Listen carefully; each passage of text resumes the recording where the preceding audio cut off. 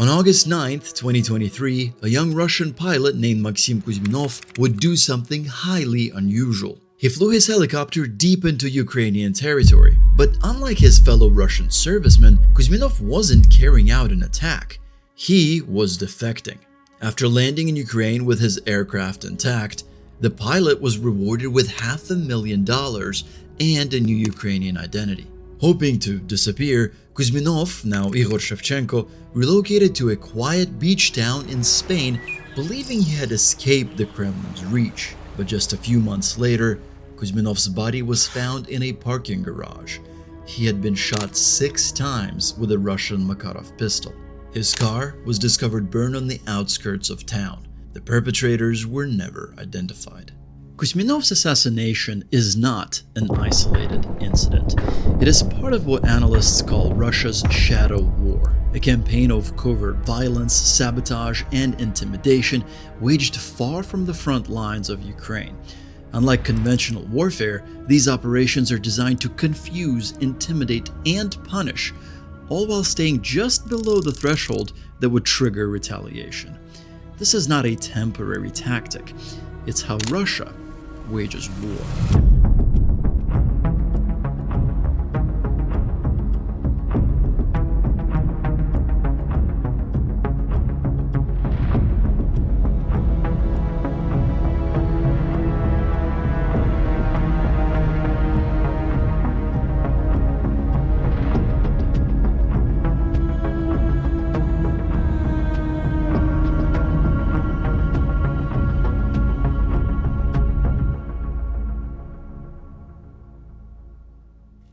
So what exactly is Russia's shadow war?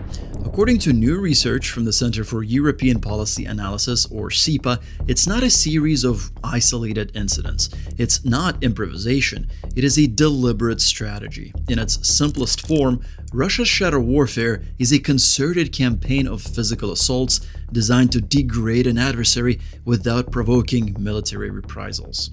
In this type of war, there are no formal declarations, no troop movements, and no clear triggers for retaliation. And that is by design. Although the shadow war may appear recent, Russia didn't invent this strategy in 2022. During the Cold War, the Soviet Union relied heavily on sabotage, political interference, and covert violence abroad. But what CEPA's research shows is that Moscow has dramatically expanded and normalized these tactics since the invasion of Ukraine. What was once episodic is now constant.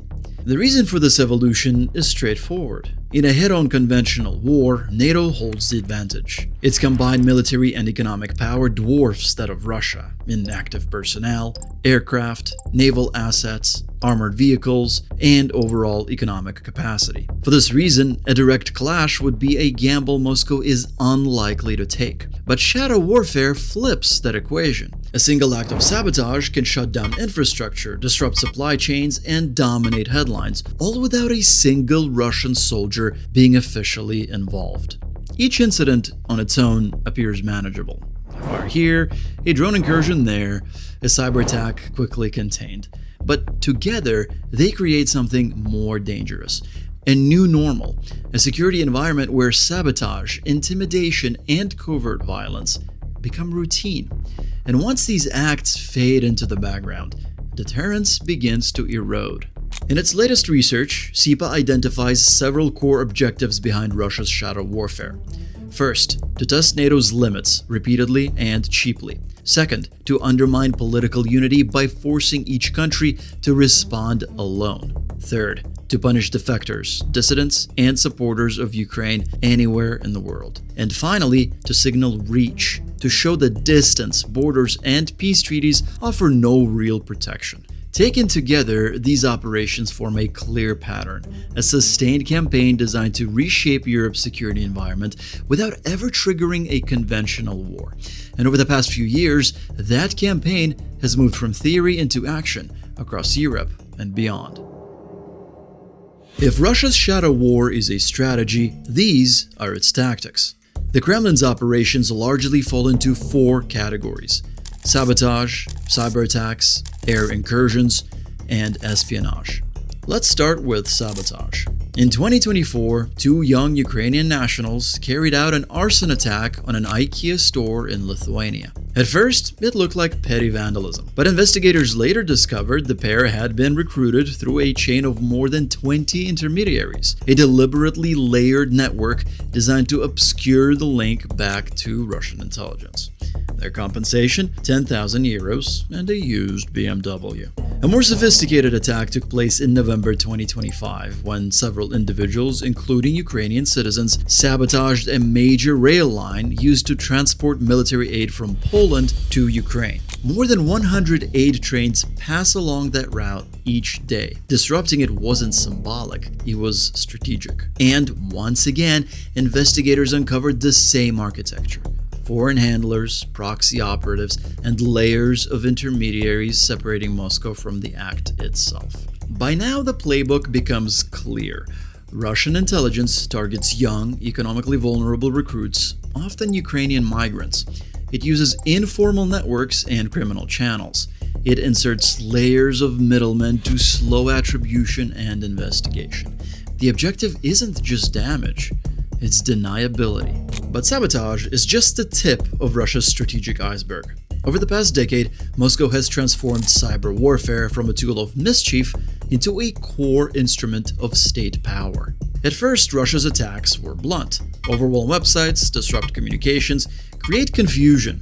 But over time, the playbook became more sophisticated and more dangerous. In 2015 and 2016, Russian military hackers carried out the first confirmed cyber-induced blackouts in history, shutting down parts of Ukraine's power grid. This was a turning point. Cyber was no longer just about digital information. It had a kinetic impact. It could now flip physical switches. Then came 2017. A piece of malware known as NotPetya spread far beyond its intended Ukrainian targets, causing more than $10 billion in global damage. Shipping giants like Maersk were forced to rebuild entire IT systems from scratch. But even that wasn't the end of the evolution. Over the past 6 years, Russian operations had shifted from smash-and-grab disruption to something more strategic: long-term infiltration. You see, instead of breaking in and destroying their target, they began breaking in and staying. For instance, the supply chain compromise of SolarWinds Orion allowed Russian intelligence to quietly access US federal agencies and major corporations for months before detection. And once the full-scale invasion of Ukraine began in 2022, cyber operations were synchronized with kinetic warfare. Destructive Wiper malware hit Ukrainian government systems and telecommunications networks just as missiles struck infrastructure. Digital chaos amplified physical destruction. Airspace violations have become another recurring feature of Russia's shadow war. Unlike sabotage or cyber attacks, these operations are overt. Russian military aircraft and drones physically approach and often briefly enter NATO airspace, but they typically stop short of sustained engagement or direct confrontation. In 2023 and 2024, NATO reported repeated interceptions of Russian aircraft over the Baltic Sea. Fighter jets from countries including Poland, Lithuania, and the United Kingdom were deployed to shadow Russian bombers and reconnaissance planes operating near Allied airspace. In several cases, Russian aircraft were flying without transponders, increasing the risk to civilian aviation and raising the possibility of accidental escalation. And this pattern extends beyond aircraft. In 2024, a Russian drone crashed in Latvia after crossing from Belarusian airspace. The incident triggered an investigation and emergency NATO consultations, even though there was no direct attack. Just like sabotage and cyber disruption, air incursions operate in the gray zone, aggressive enough to intimidate, but restrained enough to avoid triggering Article 5 of NATO. These events are not accidents, they're probes designed to test Russia's adversaries. Now let's take a look at espionage, the connective tissue of Russia's shadow war. While sabotage and cyber attacks generate headlines, intelligence operations provide the insight that makes those actions possible. In March 2025, a UK court convicted 3 Bulgarian nationals accused of conducting surveillance on behalf of Russian intelligence. Among their targets was a US military base in Germany. According to prosecutors, the group gathered information on personnel movements and infrastructure layouts while operating through layered coordination channels designed to, once again, obscure direct Kremlin involvement. Other cases have revealed similar tactics: long-term surveillance of regime critics and defense contractors, monitoring of logistics hubs supporting Ukraine, and even attempts to penetrate political circles inside foreign governments. Of course, Kuzminov's assassination is another prime example of Russian espionage. While the details of the murder are still not clear, Russian intelligence either surveilled him directly or simply hired local criminal groups to do their dirty work for them.